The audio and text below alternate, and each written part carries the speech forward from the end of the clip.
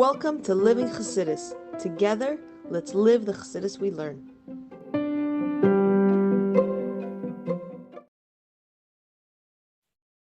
Hey everybody, and welcome to This in the Morning, 15 minutes to change your life. Chana 4, Yud Shvat, Bosi the Rebbe. Very exciting journey we're going to go on. Okay, so basically, just a little bit of a preface before we start. A few ideas about this maamer, and in general about Bosi Lagani. Whoever doesn't know, whoever's going to see this, on the recording, it's basically before the Frierdiker passed away, he gave out a maamer to be learned on the yard site of his mother, Rivka, his grandmother, and he gave it out to be learned on Yud Shvat, and on Yud Shvat he actually passed away, but he gave out a series of maamerim. I think it was like four maamerim to be learned in subsequent occasions. There was a Chav Gimel Shvat, I think. It was like Purim. This for the Rebbe Shabbat Yahrzeit, and it comprised altogether it was like a hemshech, 20 chapters, and that was so it's them. So we call it maamer Bosi Lagani, but it consists of these 20 chapters. What happened was every year. So then the Rebbe, when he became Rebbe a year later on Yud Shvat by the Farayan. They made a Farayan. He became Rebbe. How did he become Rebbe? Because he said a maamer. And this maamer that we're learning is the maamer that he said. And that's like taking upon himself to become the leader of seventh generation, our generation. And so every year the Rebbe would basically analyze one of the chapters of the maamer. Let's like this year, the Chassidim around the world, we're going to be learning Yud Beis. I don't remember now. And so they focus on that chapter and also the Rebbe that went over it. So it's a 20-year cycle because it's 20 chapters. So in 1970, the Rebbe finished the cycle. In 71, he went back over it again, and he continued again. And that's essential, and so that's how it goes. So in this maamer, being that it's the first maamer, so therefore he's analyzing the first chapter. And so what the Rebbe will, and that's essentially the base of the maamer, and really the Rebbe, and so it's not just a very deep maamerim, but it's not just like philosophical discussions, which it is, but it's therefore the practical, to really bring out, and this is sort of the beauty of the maamer, that on one hand we talk philosophically, we're talking about these deep concepts, but we're talking about it to prove this powerful point of what we're here for, and the maamer is sort of the mission statement of our generation. And it's a very beautiful one. A few of the points that we're going to talk about. What's also very interesting in this maamer, unlike a typical maamer. It's like the question, there's some stuff we'll learn, and there's an answer, and then it goes through this this process. It's one theme, one idea. Whereas in here, we're sort of learning the Frierdiker's maamer, analyzing it. So the Rebbe will take different ideas, and there we'll discuss it. What does that mean when the Frierdiker says this? Let's understand this. And he'll take a few central points. One of them is that we're going to learn, today, is what does it mean that the Ikke Shchina, the main Shchina is Tachtonim. So we're going to discuss what does it mean main Shchina, and then we're going to discuss what does it mean Tachtonim. And then the Frierdiker says in the mind about the Kol Shivim Chavim, and all seven are cherished. So we're going to discuss what does that mean. And we're going to go, through these different themes. And they're all tied together to the main point of that. We are the seventh generation, and this is the mission statement of our generation to bring Mashiach, and it's dependent on all of us, but it's through analyzing different aspects. So you sort of go to different places, and it's a very interesting experience, and hopefully you'll enjoy it as much as I did. And with that, we should start. Okay. So in this book, it's page 22. You can find it in the original Hassis made an English printing of it, or you can find it in the Hebrew version, wherever you find it. This is how the Rebbe started the maamer. Also, it's an interesting fact that when the Rebbe said the maamer, between each paragraph, he stopped and they sung a nigun. And maybe at a certain point, when like after going through this a little bit, you should go find on Chadarog, listen to the original maamer. You can hear it. You can listen to it, and you'll maybe get a sense of what's going on, even though it's in Yiddish. Okay, so now the Rebbe started the maamer, and the Rebbe read this actually from inside the pamphlet of the original maamer or the Frierdiker Rebbe.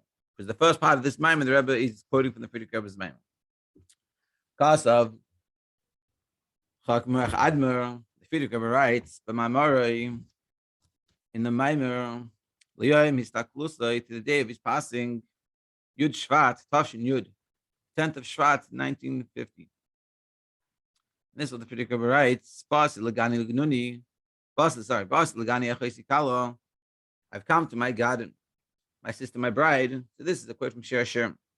The Shir Hashem is a book of about like a love between us and Hashem. Really, it's bride and groom, but it's referencing to us and Hashem.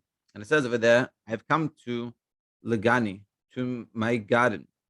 Achoisikalo, my sister and my wife, my bride, which is two levels of love. And so the Medrash explains this in Medrash Rabbah, and the Medrash explains in its place in the Medrash, Lagan in Ksiv Khan El Lagani. So the Medrash says like this. He asks a question. It says, I've come to my garden. It didn't say I come to the garden, I come to my garden. What does it mean? I come to my garden. So what does the Medrash explain? Lugnuni. What does it mean to my garden? It means to my gununi, my bridal chamber. What's a bridal chamber? So it's a place where the husband and wife go. It's a very special, secluded, private area. That it's not just a public. It's not a public garden. It's not the botanical gardens, Brooklyn Botanical Gardens. It's a private, very private, secluded place that only a husband and wife go. And that's what Hashem is saying. I've come to my garden, to my bridal chamber, my sister, my bride, and talking about the love of the Jewish people with Hashem, coming in a very close, very real, very intimate way. And so where was this? This was where it was in the beginning, the original, meaning so this idea was that the main Shechina of Hashem, which we're going to discuss later what that means, the Shechina, but the Shechina of Hashem meaning essentially God's presence in this world was here.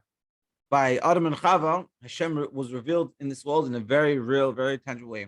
The Hashem himself. And this is until here is a lashon of the Medrash. To understand what it means. The main Shechina. So we said the main Shechina was down here. What does it mean? The main Shechina, Hine Perish, Beferish Shechina. When we say Shechina, Mevar Kved Kedushas Admar Zak and Alter explains Shenikra Shechina al Shem Shechenis Laveshes. Why is it called Shechina? What is the term Shechina? Because it's Shechenis, it enclosed, and Mislabeshes, and it dwells. Shechenis, it dwells and encloses. The Shechina is something that encloses itself, meaning Milasha and that I've dwelt within them. That Hashem encloses himself in this world, that he brings us in this world and reveals himself in a way that it's a very real way. Shahu Rashis is Galus ain't safe. But where's it coming from? Where's this Shechina? When we say Shechina, where's it coming from? And this is sort of, like I said to you in the beginning, that we discuss deep, like in a certain sense, it's very philosophical, but it's to appreciate what's really happening. It's like Lamashal, you take a car. So someone can say, a car, yeah, it's a car. You press the accelerator and it goes, you turn the steering wheel and it turns, you press the brakes and it stops, and you turn it on. That's what a car is. But someone can come and teach you how a car runs and how it works and how these things happen and how the engine runs and things like that. It gives us a deeper appreciation. And this is sort of what we're doing here. But we're giving ourselves a real understanding, which will help us give a deep appreciation of what's actually the purpose of why we're here. And why this is important to learn specifically, in general, it's important because it's a maamer chassidus. But in general, it's important to learn because this is teaching us our mission in our life, why we're here. Why us, specifically us, versus the generation of the chassidim by the Frierdiker Rebbe and before him are very different and what we're meant to be doing. So who raises this galus ain't safe? So the Shechina is saying, Alter Rebbe explains, it's the beginning of the revelation of God's infinite light. So as we know in Kabbalah, explains, and as we know from Chassidus, that there's different levels of how God manifests. And to get from godliness to a created existence and our physical world, which is feeling totally separated from godliness, and don't recognize, even to the extent you don't recognize godliness, it's very hard. There's a lot of steps that have to go in the process. So what we're saying is that so when we say Ik Shechina, what does it mean? That the Ik Shechina b'tachtenim, that the main Shechina was below. Does that mean God himself or a revelation of God, a manifestation of God? Is it God the way he expressed himself in Atzilus, or is it God the way he expressed himself in a world higher than this? And this is an important point. Because we say, like, meaning there's different ways of me expressing myself. And I can come and play with my child, and I can be like half-heartedly playing, and on my phone playing. And that's sort of, you could say that's God, like in the world of Atzilus. Or I can be my full essence, playing my child and being totally sensitive to them and being there, which could be God's essence. So the question is, when we say that God's essence was down here, what level of godliness are we talking about? Because does he really care? Meaning, is he really care, or is he on his phone type of care? And that's what we're discussing. The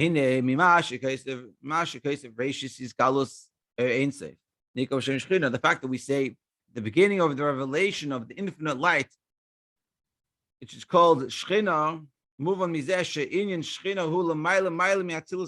So what we're saying is, when we say that the main Shechina was in this world, that godliness was revealed in this world, what level of godliness? Not level of godliness, it's in Atzilus.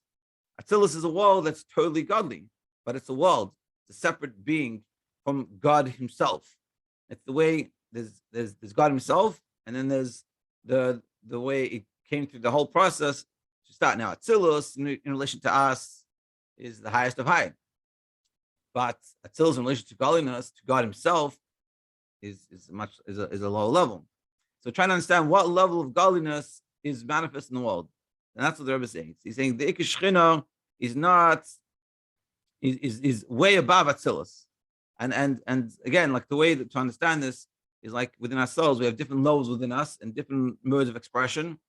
And the way we treat different people is different. And the comfortability they have with different people is different. When you're at home, you act in a certain way. And when you're at, in a formal, fancy dinner party, you act in a different way. And when we're saying godliness is coming down here, so what level of us is being revealed? Oh, sorry, what level of godliness is being revealed? So therefore, when we say Shechina, it's even before the light, those before the Tzimtzum. So as we know that before Hashem decided to create the world, in order to get, like we said before, to get from godliness to physical world, there's a lot of steps that have to go through this process. It's besides the fact you have the four worlds of Atzilus, Bria, and Siyam, which is a whole chain like this in itself. But even way before that, you have the Tzimtzum, which is that in the beginning, when God decided the first thoughts of deciding to create a world, it was even before even the decision to create a world. First thing you had to do was make a siluk, sort of make a place that's void, so you can sort of put into that world to bring about our physical world. So what we're saying is, when we talk about Shechina, so the Shechina is higher than Atzilus, and so the normal process is you have that siluk, that removal, and then you have this empty space, and then they make this sort of, it's like called a kav, it's like a line that the little drop of godliness gets put in, and that begins the creation of Atzilus, and then Bria, and Siyah, and our physical world. So you can imagine when we talk about godliness, it's sort of outside of this empty place, and then what he's putting into the empty place is this little drop of an idea of godliness, and that drop of godliness creates that Atzilus, which Atzilus is a world that's totally connected to godliness, which for us in Atzilus is like we can't even imagine. And then it goes down and down and down, and more descent and less godliness and less film of godliness till you get our physical world.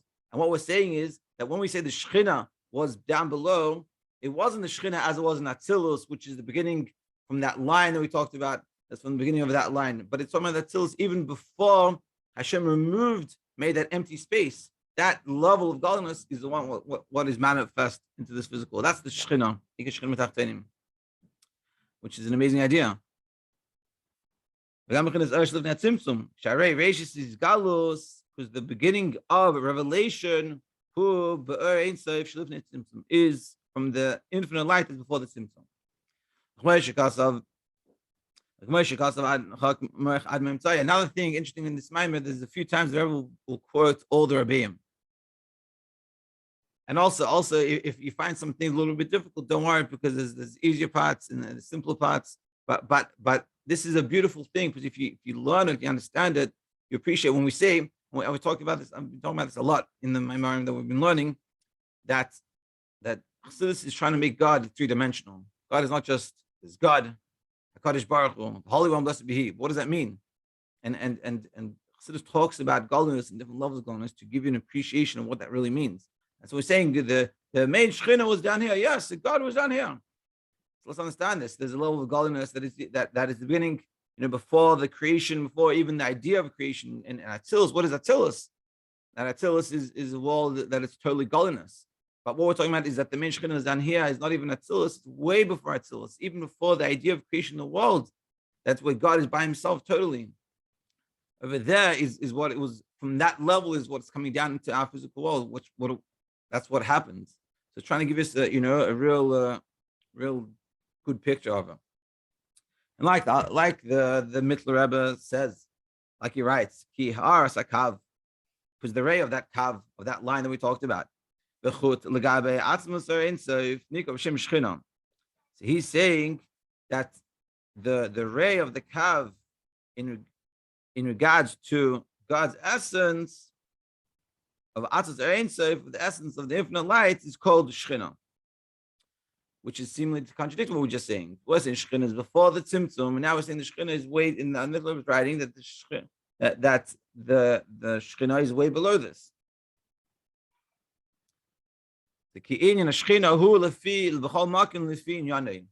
So the Rebbe answers, because Shechina, it's like a famous answer in Chassidus, that it all depends on where you're talking about. Because a lot of worlds and a lot of things in Kabbalah, it's all dependent on which perspective. So Shechina, from one perspective, is what the Mitzvah writes, and from a different perspective, is what the Alter writes. Shechina is in every place according to its level. I realize it's getting late, so we're going to have to stop here, and we'll continue tomorrow. But I hope you'll continue to join me on this trip, on this journey. It'll be probably 2-3 weeks, and I'm sure you will not regret joining. Have a great day.